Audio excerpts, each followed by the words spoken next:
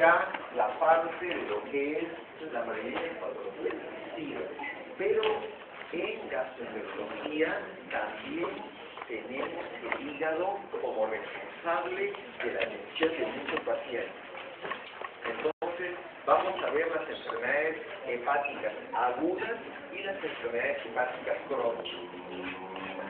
Dentro de las enfermedades hepáticas crónicas, aunque también puede ocurrir en las agudas, puede haber algún tipo de complicación de las enfermedades. Y dentro de estas complicaciones tenemos la hipertensión portal. Entonces vamos a entender un poco qué es eso de la hipertensión portal. Entonces, el síndrome de hipertensión portal es el conjunto de signos y síntomas que aparecen como resultado de la elevación de la presión de la porta. Entonces, la vena porta da un 30% de aporte de la arteria hepática y 70% de la vena porta, y el drenaje sanguíneo, la vena hepática derecha y la vena hepática izquierda, el flujo sanguíneo está entre 1,300 y 1,500, y la parte de oxígeno de la vena porta es del 50%. Fíjense que es una vena, da un buen aporte de oxígeno. Y lo importante de la vena porta es que lleva el contenido de las sustancias absorbidas del intestino hacia el hígado para que sean metabolizadas. Acá es lo que vamos a ver. La vena porta, ¿cómo se forma? Se forma por la unión de la vena mesentérica superior y la vena esplénica y la vena mesentérica inferior. Y ellos van a formar la vena porta. Esta vena porta es la que lleva la sangre hacia el hígado, dando la circulación de prácticamente todo el intestino. Entonces acá vemos el sistema venoso de la porta y cómo da aporte hacia todo el hígado. Entonces, ¿qué es lo que ocurre cuando esa vena porta que tiene una presión de apenas 8 milímetros de mercurio, aumenta su presión? Ocurre esto, entonces, que cuando la resistencia de la porta está aumentada y el flujo sanguíneo también puede estar aumentado, entonces va a haber un aumento de la presión portal. Esto puede ser porque hay un aumento de la resistencia a través del hígado, de la misma porta o las colaterales, y también puede haber una vasodilatación esplácnica, sistémica e hipervolémica. Entonces, esa suma de dos factores, de repente el aumento del flujo sanguíneo está marcado, pero el aumento de la resistencia de la porta o de la intrahepática son marcados, el paciente va a tener aumento de la hipertensión portal. Y todo eso va a tener un trasfondo clínico. Y la hipertensión portal es como un iceberg, ¿no? La mayoría de la hipertensión portal anda por un tiempo subclínico. Cuando el paciente, entonces, la hipertensión portal subclínica puede estar por años. Entonces, lo típico es el paciente que nace de una madre que tiene hepatitis B y se transmite la hepatitis B de la madre al hijo. Y este niño es asintomático durante 30 o 40 años. Y de repente a los 45, 48 años, una persona que no toma nunca licor, que tiene una dieta totalmente normal, de repente presenta y vomita sangre. O el paciente puede tener una encefalopatía hepática. Entonces, ha estado la enfermedad por mucho tiempo escondida y a lo sumo le pueden encontrar la presencia de varices, pero no da ninguna manifestación. Y las manifestaciones que aparecen ya en un momento final, cuando el paciente tiene hemorragia, el paciente presenta así, hipertensión portales, peritonitis bacteriana espontánea, ¿no? Gastropatía hipertensiva portal, o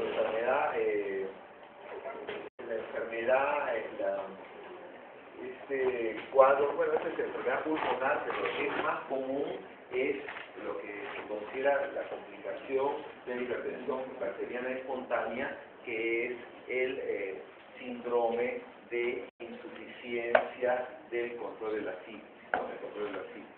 Entonces, en estos pacientes, el paciente, cuando se encuentra esto, realmente estamos llegando al final de la enfermedad. Y el paciente tiene una enfermedad hepática 100%, la esperanza de vida de aquí a 2 o 3 años es de 20 a 25%. De los pacientes que presentan hemorragia por varices, más o menos el 50% fallece en ese año que hacen el primer episodio de enfermedad. Entonces, tenemos que tratar de evaluar las características y ver cómo podemos salvar a los pacientes que se pueden salvar. Un aspecto que vamos a ver clínico es el tipo de circulación colateral en la hipertensión portal. El tipo de circulación de la porta es la circulación que viene de la región umbilical y se aleja de la región umbilical, a diferencia de la hipertensión de la vena cava, que es más lateral y va hacia el tórax. Entonces, hipertensión portal caput medusa es la típica hipertensión por problemas hepáticos o de hipertensión portal. Acá vemos una cosa muy exagerada que, bueno, cuando hacemos el diagnóstico de esto sabemos que el paciente ya está sumamente comprometido. La hipertensión portal, este aumento de la presión en la porta puede dar complicaciones hemorrágicas y no hemorrágicas. Las no hemorrágicas son la citis, que es la citis refractaria, el síndrome hepatorenal, la peritonitis bacteriana espontánea. ¿Qué cosa es la peritonitis bacteriana espontánea? Cuando el líquido acítico tiene bacterias que vienen del intestino y como que han pasado la pared intestinal e infectan el líquido acítico. Y esto puede hacer que el paciente pueda hacer una sepsis o una bacteriemia mucho más severa. La encefalopatía hepática que vamos a ver después también es un problema que vamos a encontrar. Y finalmente tenemos complicaciones de tipo hemorrágica, de las cuales el sangrado por las varices o la gastropatía portal hipertensiva son importantes. Aquí vemos, ¿no? El paciente con hipertensión portal presenta una serie de manifestaciones, de las cuales el incremento de la presión de los capilares peritoneales es el que en una parte lleva a la citis. El shock fotosistémico puede llevar a la presencia de colaterales, como son hemorroides, varices, el caput medusa que hemos visto, o puede llevar a la encefalopatía hepática. Y también la hipertensión portal lleva a la esplenomegalia, que produce dentro del paciente con cirrosis anemia, leucopenia, trombocitopenia por un hiperesplenismo secundario. El vaso crece de tal forma que comienza a destruir más glóbulos rojos, también disminuye los glóbulos blancos y también las plaquetas disminuyen, ¿no? Y eso es una complicación adicional al paciente con cirrosis. De todas las causas de hipertensión portal, la gran mayoría, el 80%, hasta 90, 80% son por cirrosis, pero existen causas que no son por cirrosis y que pueden ser prehepáticas, hepáticas o poshepáticas. La prehepática, la que ocurre en la misma porta, puede ser por una inflamación de la porta, y tenemos la trombosis de la vena porta, trombosis de la vena esplénica, cardiomatosis de la vena porta, y son importantes. No hay hepatomegalia, hay esplenomegalia, no hay ascitis. Y estas son importantes porque en estos pacientes no hay daño hepático, y si el paciente soluciona este problema, el paciente puede volver a una vida totalmente normal, y la esperanza de vida de estos pacientes es similar a la población en general. Mientras que cada paciente que tiene cirrosis, si es que lo encuentra uno un diagnóstico adecuado, podría tener la oportunidad de solucionarse de acuerdo a la cirrosis o un trasplante, lo cual ya es un poco más complicado. Entonces, increfaz presinusoidal, que se ve acá en nuestro medio muy poco frecuente, pero así como venía el dengue y algunos otros tipos de enfermedades, como hay en el Brasil el esquistosoma manzoni, o el esquistosoma manzoni, pudiera llegar en algún momento a nuestro medio una hipertensión portal presinusoidal por esquistosomiasis. Y siempre preguntar sarcoidosis, por arsénico o linfoma que dan este tipo de hipertensión. Sinusoidal, la cirrosis es la principal causa, puede haber otras causas mucho más infrecuentes. La posinusoidal, la enfermedad veno-oclusiva, que hemos tenido pacientes que vienen principalmente del norte del país, en los cuales han consumido una sustancia de alcalosis del senecio que produce una esclerosis de la vena hepática y puede producir este tipo de enfermedad veno-oclusiva. Y finalmente, ya en patologías más de tipo cardíaca, obstrucción de la vena cava inferior, pericarditis o el síndrome Budd-Chiari, puede haber una hipertensión portal poshepática. Y uno ver las características clínicas, dónde es que uno espera hepatomegalia. Las hepatomegalias en las posinusoidales, ascitis, básicamente son hepáticas y poshepáticas, y la esplenomegalia más que todo en las prehepáticas y algunas hepáticas, para poder uno tener un mejor enfoque clínico. ¿Sí? ¿Por qué las prehepáticas no producen edema? Las prehepáticas no producen edema porque, claro, ¿no? El edema tiene un poco más el efecto de la presión oncótica, de la albúmina, de algunos aspectos de a nivel de la aldosterona. Hay muchos factores, porque la citis y edema tiene que ver con la albúmina, con la aldosterona, con el flujo. Aquí puede haber, de repente, si es que el cuadro favorece una retención a nivel de los plexos linfáticos, un edema, pero es mucho menos frecuente y casi raro. Vamos a evaluar de todas maneras algunos aspectos, esto ya para revisar algunas características fisiológicas o características de los datos de hipertensión portal, que eso lo dejo para que lo revisen en la casa. Y vemos, bueno, las causas prehepáticas, obstrucción portal, anomalías congénitas de la aorta, infección umbilical en neonato. Es un dato interesante porque a temprana edad, a los 5, 6, 7 años, una de las causas más importantes de una hemorragia digestiva alta son pacientes que han tenido algún tipo de patología al momento de nacer. Tuvieron una onfalitis, una infección umbilical que hizo que hubo una inflamación de la aorta y eso produjo hipertensión portal y se producen varios. En estos pacientes, esa hipertensión portal prehepática debuta a temprana edad con una hemorragia. O el paciente estuvo de repente fue un lactante o un recién nacido de bajo peso que tuvieron que tenerlo en la incubadora por mucho tiempo y tuvieron que poner unas sondas a la vena para que pueda alimentarse y eso inflamó la zona de la aorta y produjo una hipertensión portal.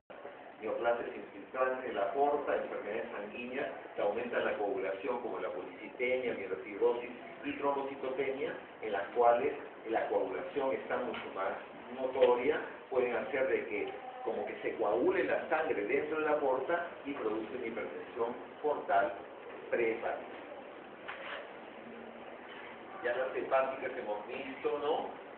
Esquistosomiasis, alcalosis, fibrosis viral primaria, fibrosis hepática congénita, tóxica, cloruro de vinilo, cobre, arsénico. Uno tiene que ver si hay un antecedente de trabajo, ¿no? De trabajo. Asbestosis se veía en trabajadores de empresas como la Boeing, que hace aviones y que tienen una cubierta para que se mantenga la temperatura normal dentro del avión y se utiliza asbesto y tenían este tipo de hipertensión portal presinusoidal. La sinusoidal, cirrosis, hiperplasia nodular regenerativa y la sinusoidal, la que hemos mencionado. Entonces, esta parte de la hipertensión portal es importante porque si bien la mayoría van a tener dificultades en un tratamiento definitivo, hay un pequeño porcentaje de pacientes que si se diagnostican a tiempo se pueden curar por completo de una enfermedad que si una hipertensión portal prehepática la deja que corra, va a llegar de todas maneras a la cirrosis y el cuadro se va a complicar. Entonces acá vemos las varices esofágicas, que es una manifestación de hipertensión portal que es la que más incomoda a los pacientes.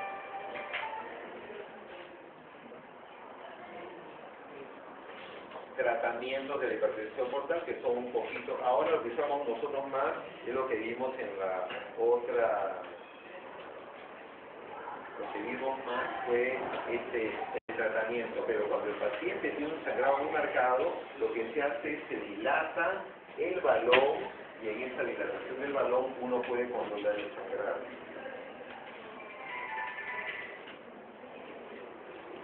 Tratamiento de hipertensión portal, claro, una de las formas que se solucionan las cosas entre comillas es si es que hay un problema de la presión portal por la cual la sangre no puede pasar, porque ¿por qué tiene hipertensión portal? Porque hay fibrosis del hígado y la sangre de la porta no puede pasar a la vena cava. Entonces lo que hacen es, le ponen una cánula que pase y que haga como un bypass, y con eso pueden solucionar por momentáneamente este problema de hipertensión portal. El gran problema es que pequeños plaquetas se van juntando, se forman fibras y esto se cierra después de 3 o 4 meses.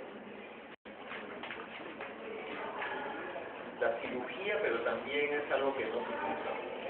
Entonces, la hipertensión portal es un aspecto importante. Y la otra complicación que vamos a revisar ahora, esto lo vamos a hacer la clase ahora rápidamente, pero el día lunes como que vamos a hacer un pequeño repaso para ver si es que esto llegó a entrar, o de repente ha sido demasiada información en poco tiempo, ¿no? Pero lo vamos a revisar, pero el día, no sé si lunes o martes, hacemos una revisión de todas estas clases como para fijar los conceptos. Entonces, desfibrilación hepática es un síndrome neuropsiquiátrico que ocurre cuando la sangre, la circulación portal, que conduce sustancias y productos nitrogenados provenientes de la dieta y de bacterias intestinales, llega al cerebro en estado anacerado debido a la falla hepática o derivación fosfodielética de esta sangre. Entonces, normalmente uno lleva sustancias de la dieta y de bacterias que el hígado las metaboliza y las inactiva. Pero si el hígado está mal, porque el paciente tiene una insuficiencia hepática, una cirrosis, o si es que la porta, acá no vemos que hay una obstrucción de la porta y la sangre se va por colaterales y no llega al hígado, entonces esas sustancias tóxicas van a llegar al cerebro y van a producir una especie de daño o lesión y va a producirse una encefalopatía. Este síndrome neuropsiquiátrico es potencialmente reversible porque se produce un daño, pero como se pueden eliminar las sustancias nitrogenadas, uno las puede limpiar o puede evitarlo, el paciente, esta encefalopatía hepática no necesariamente queda permanente, sino que puede pasar. Entonces la encefalopatía hepática puede ser aguda, después de una enfermedad aguda, como puede ser una hepatitis viral, o que el paciente haya tomado alguna sustancia que haya producido un daño agudo del hígado. La causa más frecuente de insuficiencia hepática o encefalopatía hepática aguda es el consumo de paracetamol en forma descuidada. A veces este paracetamol lo toman niños y se toman más de 10 o 15 tabletas de paracetamol y eso produce una insuficiencia hepática aguda. O pacientes que han tenido, pongamos, una intoxicación por algún antituberculostático o por tetracloruro de carbono. Entonces puede haber una encefalopatía hepática aguda en la cual el edema, problema de coagulación, hipoglicemia, infecciones sobreagregadas, todo esto va a estar asociado. ¿Por qué? Porque no solamente ocurre un daño de las sustancias nitrogenadas, sino que también el hígado deja de funcionar y eso produce edema, hace que no se produzcan los factores de coagulación, entonces que se producen en el hígado y el paciente puede sangrar por una pequeña heridita. Hipoglicemia, porque sabemos que el hígado almacena el azúcar en forma de glucógeno y si es que el hígado no está funcionando de forma adecuada, entonces esa hipoglicemia puede ser muy notable. Infecciones sobreagregadas, porque sabemos que el hígado tiene las células de Kupffer, que son como una especie de barrera de protección. Y Si el hígado no funciona, entonces pueden haber una cantidad de infecciones que se agregan y lo pueden llevar a la muerte de los pacientes. En la encefalopatía hepática aguda fulminante, o insuficiencia hepática fulminante, es sumamente grave y aproximadamente entre el 50 y 70% de los pacientes que sufren esto pueden fallecer por este cuadro. Y la insuficiencia hepática crónica, que es la más común, que generalmente ocurre en los cirróticos, es enfermedades que tienen más de 8 semanas de antigüedad, que básicamente son los cirróticos. En estos pacientes uno tiene que ver cuáles son las características de la encefalopatía. Entonces el paciente va a tener alteraciones en el estado de conciencia, alteraciones en la personalidad del intelecto y aparte también va a tener alteraciones neuromusculares. Entonces vamos a ver qué grado tiene encefalopatía su paciente. Entonces si el paciente viene porque tiene mucho sueño o tiene falta de sueño o inversión del ciclo vigilia-sueño, es decir, se duerme durante el día y en la noche no duerme, eso es típico de la encefalopatía hepática grado 1. Aparte de eso, la persona tiene estados de euforia y depresión, no está tenso, no está atento y el paciente es un poco irritado. Y puede haber un pequeño temblor en las manos y por eso la escritura está alterada. Entonces son aspectos importantes. Si es que el grado es más severo, entonces las respuestas son lentas, el paciente está todo así como medio dormido, que uno tiene que estar levantando, ¿qué pasa? Y entonces, ¿qué pasó? Este paciente tiene inhibiciones disminuidas, lo típico es que están preocupados en la casa porque el paciente habla fisuras con la otra persona, se orina en cualquier sitio, en lugar de ir al baño a orinar, se orina en el comedor, etc. Conducta inapropiada táctil. Y el paciente ya presenta el flapping o asterixis, ya no es el temblor, sino el flapping asterixis. El habla se le queda como que se le atraca la lengua y tiene reflejos hipoactivos. En un cuadro más severo, ahora, no significa que todo vaya de a poco. Si el paciente tiene una historia de una toxicidad hepática muy marcada, de repente no es una cosa que va a grado 1, grado 2, grado 3 y 4, sino puede empezar de frente con coma.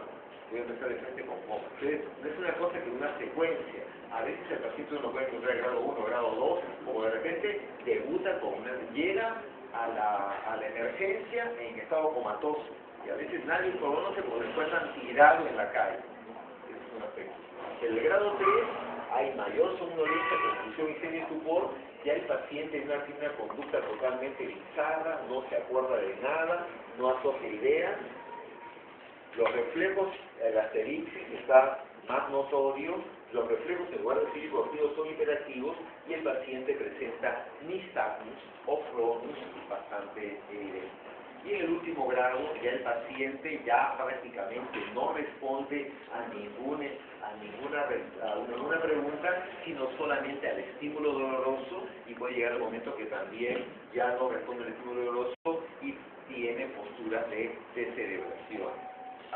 Presenta ya no hay asterixis, las pupilas son dilatadas y está en una posición de opistótono muchas veces. Entonces son los grados de Westphalen para evaluar la encefalopatía y ver la gravedad. Lo importante de esto es que en un momento dado esto puede ser reversible. Entonces uno lo encuentra al paciente, por decir, saliendo de la guardia en un estado de coma y de repente al día siguiente lo encuentra despierto tomando algún líquido, saber que la letargia es una señal, o sea, somnolencia, la confusión es un estado de corteza y incoherencia, el estupor es un estado de inconsciencia parcial con ausencia de movimientos y reacción a los estímulos, el coma es un estado de sueño profundo con agudización del conocimiento, sensibilidad y movilidad. Entonces el paciente prácticamente está físicamente, pero no hay una respuesta psíquica y tiene alteraciones características. El asterixis, el movimiento involuntario de dorsiflexión de la articulación metacarpofalángica acompañada de movimiento lateral de los dedos, que se encuentra principalmente en las extremidades superiores, pero también se puede encontrar en los pies e inclusive en la lengua. Acá en la página siguiente vemos las características del flapping, El nistagmus son espacios crónicos, los músculos globo ocular que producen movimientos. El clonus son contracciones. Uno hace la reacción patelar y el paciente responde, pero ese músculo continúa excitado pese a que ya el estímulo pasó. Entonces el paciente sigue con una contractibilidad del músculo estimulado. El opistótono es un espacio con los músculos del cuello y el dorso que forman un arco del cuerpo que se ven en pacientes que tienen el estado de coma, ¿no? El paciente de estos son los estudios habituales que se hacen en los pacientes para hacer los diagnósticos iniciales. En el paciente que aparente va a la consulta por un tratamiento, por la cita y todo eso, uno le hace el paciente, lo que hacemos nosotros más práctico es que escriba en la historia la fecha y la hora. Hoy 22 de octubre a las 10 de la mañana. Entonces, y si vemos que la letra se le comienza a alterar, uno se va dando cuenta. Pero también hay el test de conducción numérica, que es un cuadro en el cual tiene que llegar del 1 al 25 y eso hacerlo en menos de 30 segundos. Si es que esa test de conexión numérica lo hace en más de 30 segundos, eso indica que tiene un grado de encefalopatía 1 por lo menos. ¿Qué es lo que ocurre en la encefalopatía hepática? Uno, el hígado sintetiza menor cantidad de sustancias necesarias para el funcionamiento normal del cerebro. Pero también el hígado puede sintetizar sustancias tóxicas para el cerebro. Entonces, no solamente hay sustancias que vienen de la circulación, sino que también el hígado enfermo comienza a producir sustancias tóxicas para el cerebro. Y el hígado falla en limpiar sustancias tóxicas en la circulación portal, las cuales llegan al cerebro. Entonces, el hígado sintetiza menos sustancias necesarias, comienza a sintetizar sustancias tóxicas, y sustancias tóxicas de la circulación no las limpia, y todo eso está llegando al cerebro. Entonces, en el cerebro se produce una inhibición. Entonces, todo este estado de coma es porque el cerebro es cada vez más lento. Y eso está dado básicamente por neurotoxinas inhibitorias, como es el ácido gamma aminobutírico y la glicina. Las neurotoxinas excitatorias que pudieran ser una forma de defender son el glutamato y aspartato, que en este caso no están más bien disminuidos. Ver que el amonio es un factor importante, y por eso es que las proteínas siempre tienen que evitarse, porque las proteínas, como tienen grupos aminoácidos, entonces van a tener amonio, y entonces uno tiene que evitar las proteínas como amonio y mercaptano. También tenemos que tratar de eliminar el efecto de la neurotransmisión GABérgica, que actúa sobre los receptores GABA, y los cuales las benzodiazepinas son un factor importante. Por eso que estos pacientes no pueden tomar sedantes. Como el paciente tiene problemas de que no puede dormir, le dicen, tómate tu diazepam, o tómate una pastilla para el sueño, y el paciente entra en coma. Entonces, ya durmió demasiado y al día siguiente ya no se despierta. Entonces lo llevan de la urgencia, pues tomó su diazepam, su Valium, y el paciente no se despertaba, ¿no? Porque activa estas terminaciones GABA y el paciente entra en coma. Y se producen falsos neurotransmisores como la dopamina o como aumento de los aminoácidos aromáticos. Los aminoácidos aromáticos son aquellos que tienen grupos fenil y los grupos azúcares.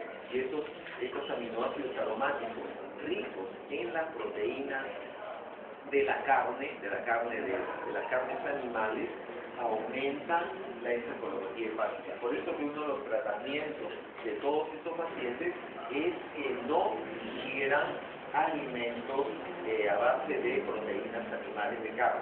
Y eso va a hacer que haya menos relación de aminoácidos aromáticos. Mientras que los aminoácidos ramificados sí son un factor protector. Entonces, eso es un punto adicional que tenemos que evaluar. Acá, cómo actúa a nivel del cerebro, acá este es el receptor GABA, en el cual las benzodiazepinas, ¿no?, o barbitúricos van a activar a la célula nerviosa. Pero esa activación de la célula nerviosa es como para que tenga un efecto de freno, y entonces con eso se controla. Entonces, es un factor, ¿no? Entonces, aquí hay un desbalance metabólico que altera la repolarización neuronal, la sensibilidad de los receptores neuronales, ya hay modificación del metabolismo neuronal y de los angiotensines. Un poco cómo actúa todo este sistema, ¿no?, en el cual se lleva la encefalopatía hepática. Aquí saber, ¿no?, que la gran mayoría de los pacientes con encefalopatía hepática son a consecuencia de factores. ¿Por qué el paciente hizo encefalopatía? Estaba el paciente con cirrosis y hace encefalopatía porque sangró. Entonces, hace un sangrado por varices y ahí entra encefalopatía. Porque tomó sedantes o tranquilizantes que hemos visto que son tóxicos. El paciente entra en desequilibrios hidroelectrolíticos, una infección que hace que esté en un estado hipercatabólico, y el paciente estaba bien hasta que le vino un cuadro de diarrea infecciosa o el paciente tuvo un cuadro de amigdalitis y entró en encefalopatía. El paciente tiene un exceso de ingesta proteica. Por el día de su cumpleaños le preparan por esta vez nada más su pollo con papas fritas, que se lo come con mucho gusto, y al día siguiente entra en encefalopatía y no se despierde de seco. Entonces, y el paciente con estreñimiento. Entonces, el estreñimiento marcado hace que las sustancias tóxicas del intestino se absorban más y el paciente puede estar descompensado. Por eso es que uno siempre tiene que ver por qué el paciente está descompensado. Y bueno, ya cuando el paciente ya tiene una enfermedad muy severa, ya es espontánea, ya el hígado ya no tiene la capacidad para la limpieza o la degradación, y el cuadro muy severo que entra en la encefalopatía en cualquier momento ya es un cuadro complicado. Saber que de todas maneras en la encefalopatía hay que diferenciar otros casos. De repente el paciente está con diuréticos, que le dan diuréticos para la citis, y la citis puede producir hiponatremia, y el paciente tiene apatía, náuseas, hipotensión, y uno puede confundirse con encefalopatía. Pero muchos de los pacientes con cirrosis son alcohólicos, y el cirrótico, por más que diga que nunca va a tomar licor, el alcoholismo es una enfermedad y los pacientes vuelven a tomar alcohol, y de repente uno lo encuentra en una situación, pero tiene que estar medio como atontarse en encefalopatía, no, está borracho. Y entonces se puede ver eso, o también puede ser que la persona esté en una síndrome de abstinencia, y esta hiperactividad, alucinación, sea porque en la casa dice no puede tomar nada. El paciente alcohólico tiene que tener un control para que si se le reduce el alcohol tiene que tener regulado. Entonces, o tomó mucho o no toma nada y entra en un síndrome de abstinencia, y esto puede producir una intoxicación alcohólica, y uno dice encefalopatía y de repente es un diagnóstico equivocado. Psicosis funcional, sabemos que en el paciente con encefalopatía hay una alteración de la personalidad, pero que se normaliza, mientras que el paciente que tiene una psicosis ya conocida, eso no se normaliza, eso es psicosis permanente. Enfermedad de Wilson, como muchos terapéuticos, es algo que también es importante hacer el diagnóstico, porque la enfermedad de Wilson es una enfermedad hepática por intoxicación por cobre y también del cerebro. Entonces los movimientos colesterológicos son diferentes al flapping arteritis, y uno puede hacer un diagnóstico adecuado. Siempre buscar los anillos de Kaiser-Fleischer en el iris para hacer el diagnóstico de enfermedad de Wilson. Simplemente es una patología poco frecuente. ¿Sí? ¿Qué es flushing? Flushing es que se pone rojo, ¿no? Los alcohólicos que dicen le dan erisipela de cantina. Los que toman mucho licor están todos colorados. Y ese flushing, entonces uno lo ve como que se le pone colorado. Y eso puede ser por alcoholismo. Sí,